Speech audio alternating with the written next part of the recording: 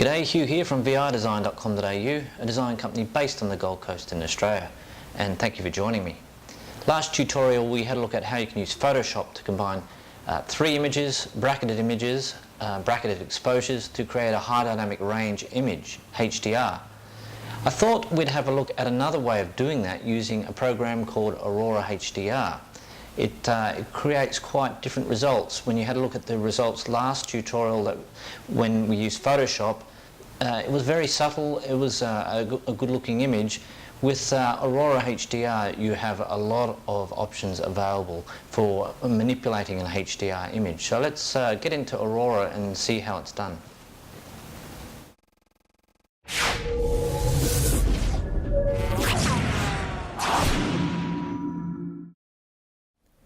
So this is Aurora HDR 2018, and as you can see it's brought to you by Skylum Software, who also produce Luminar. So it's very similar to Luminar. It's got a lot of features in common, but it is software that specializes in HDR. So what we're going to do now is we're going to open up the same three images we did in Photoshop, which is these three here. So if we select the three of them and click open, and Aurora will open up the three images. You can see the different exposures in the three of them. We don't need to click the alignment because the clouds weren't really moving all that much, but if they had been and we wanted to keep them in the sort of the same position, then we could click on that. But we'll just go create HDR, and this will take a little while, so we'll just fast forward through.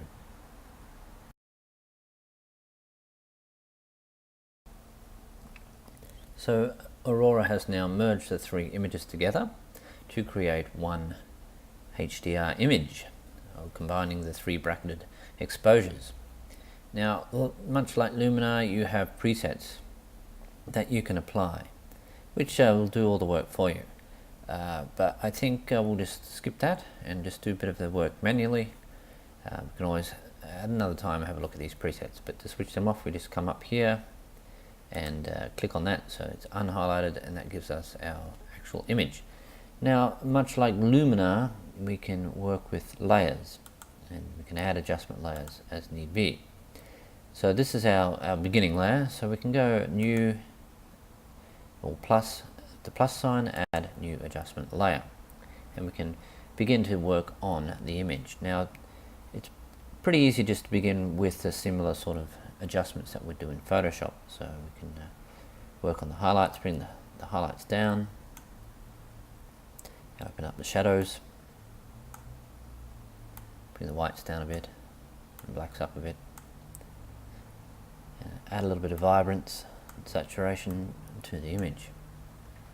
Similar sort of things we do in the basic tab in the Camera Raw.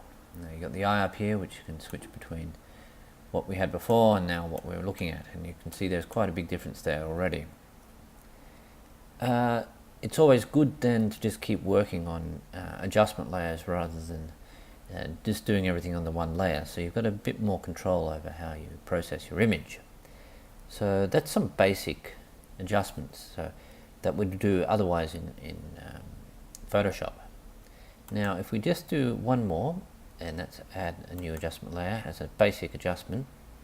Remember how in Photoshop we worked on the sun with a radial filter. So we can do that again here. You got the little brush beside your new layer. You can click on that and it gives you a brush, a gradient mask, a radial mask, or a luminosity mask. So we'll choose a radial mask, and we'll just drag it on. Now we'll put the center of it pretty much where the sun is, and then we'll just reshape it so it's sort of a wider, longer, spherical feel to it. Just drop that down there like that, and then we can just sort of hover over the control points to work out how we're going to drag it around. And I think we need it to be fairly narrow, but spread out to about there. Now what we did before was we increased the temperature of that. Make it okay, so yeah, I have missed a step there, so we'll just double click on that, bring it back to 0. What we need to do is come up here and click on invert. so it's actually not affecting the outside area of the filter, the radial filter. It's going to be inside now. So now we can increase the temperature where the sun is, increase the exposure a little bit extra contrast in there, and we can also just saturate it a little bit more, but we don't want to go overboard with that. Now we can switch the actual effect on and off with the eye beside it, off, on, off, on. So it's, you know, it's a good sun shot there, and then we are done with that. So we come up to the done button here and say done. So quite a few changes already.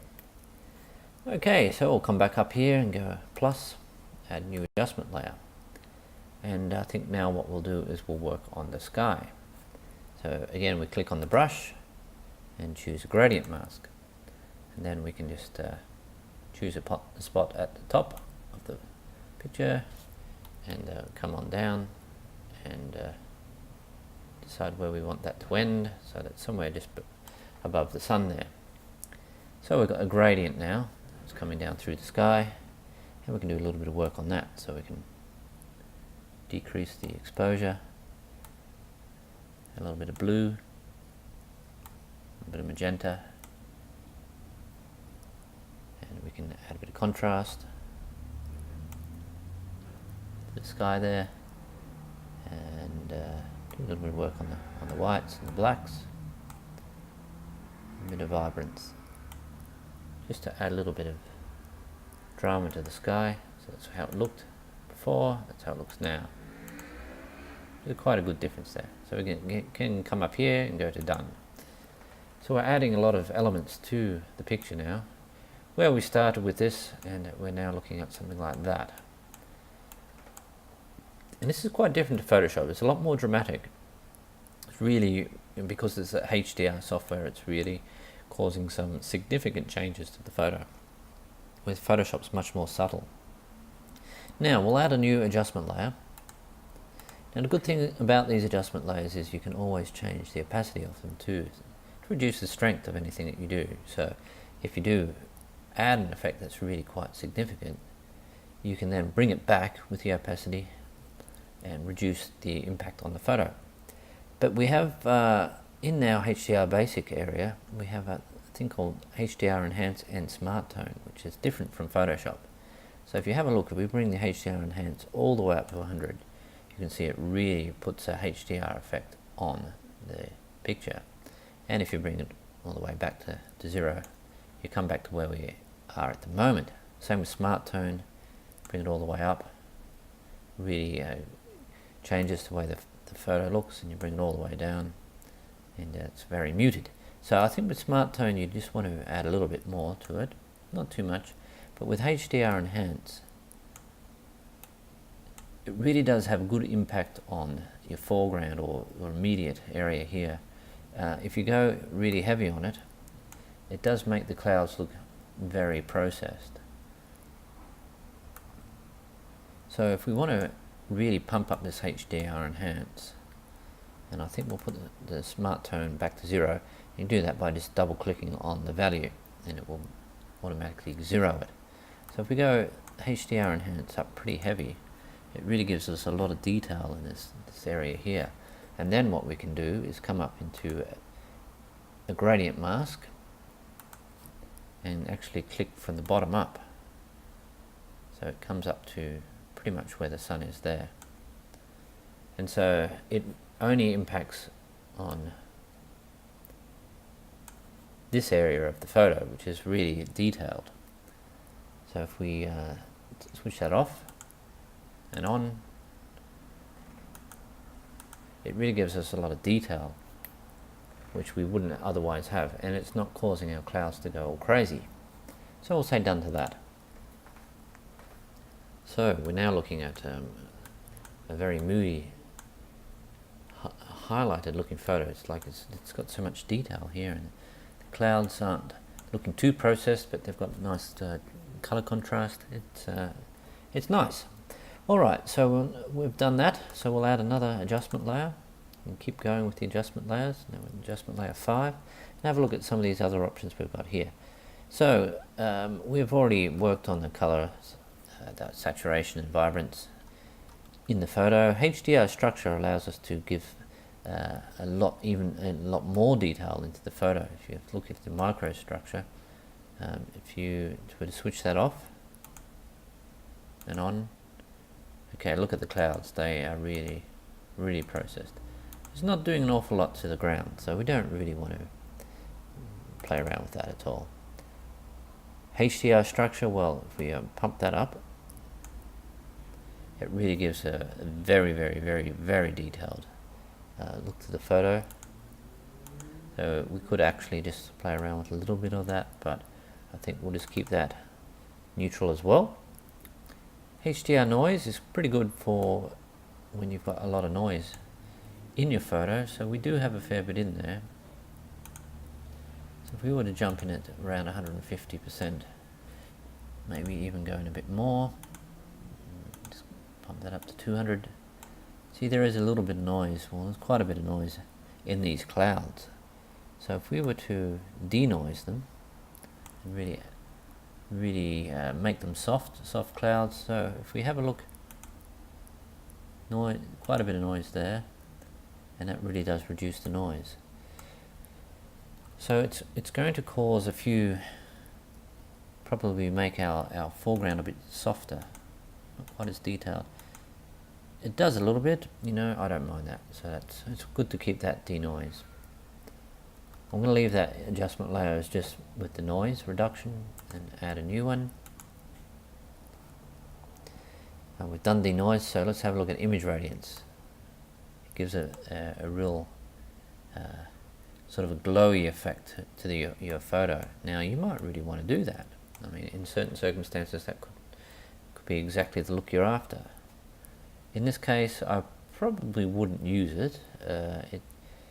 Being with a building and all that, it's nice to have it pretty sharp. But if we were wanting to just increase it a little bit, you could. But I'm going to keep that at 0. Polarizing filter we know about. It really makes the sky a lot bluer. Emulates if you didn't have a polarizing filter, what would it be like to have used one on your DSLR. We'll keep that at 0 as well. So HDR details boost. Well, we've got a lot of we've got a lot of detail in there as it is. So you could play around with that and really add a bit more detail into your photo, but we'll keep that as it is. Glow, similar again, you can add a bit of glow to the photo, which would be nice in certain circumstances, but not in this case here. Top and bottom tuning, well, you can work on the top half of your photo and the bottom half of your photo individually, and then you can blend them together with this slider here. I'm not going to do with that. I'm not going to really worry about the tone. HSL we're not going to bother about. We could work on individual colors. We can do that a lot, you know, really pump up the green if we wanted it to be a really green photo, or we've got the yellow and the orange in the sky. Add a bit of orange, a bit of yellow, a bit orangey. It's not so bad, is it? No. Keep that back a bit. So that's not too bad. There you go. We did use that. So we'll keep that. We'll add new adjustment layer, number 7, and have a look at a bit of split toning. So we'll bring the highlights up to around a sort of an orangey colour, and the shadows into the blues. We have a look at what it looked like before and after.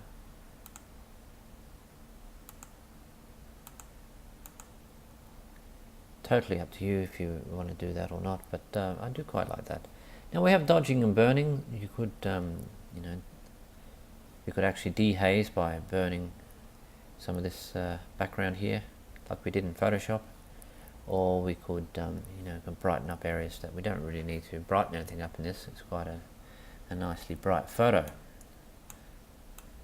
It's quite surreal looking, which is the HDR look. So we'll end off by adding one last adjustment layer, and we'll just add a bit of a vignette to it.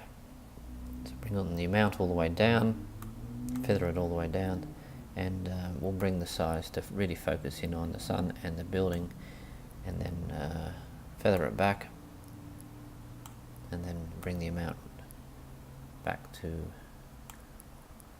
an amount that we feel sort of works for the photo. So it's the vignette without and with. Okay, so that's a very quick run through of using Aurora HDR with bracketed photos and adjustment layers to change a photo that looks originally like this to something like that. I mean, it definitely allows you to really create some interesting looks with your photos. I might find another one that we can have a look at and have a few goes into more detailed options that we have available, and also the presets, which I'm not a big fan of. It's pretty cool if you just want to get a quick effect, but it's always good fun to actually play around with the photo and, you know, tweak individual items bit by bit. I mean, we could even, might even just, you know, add this adjustment layer new and start painting for the dodge and burn, do a darken. We've got a brush that we might make a bit smaller, and then we can just sort of darken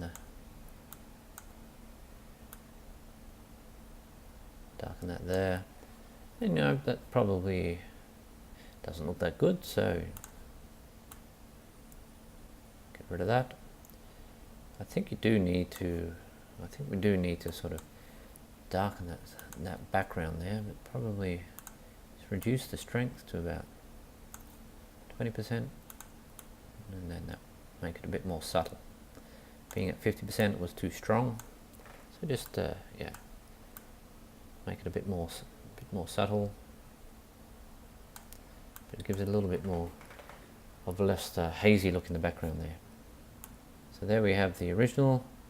That's 3 images blended into one HDR image, and that's our edited version using Aurora HDR.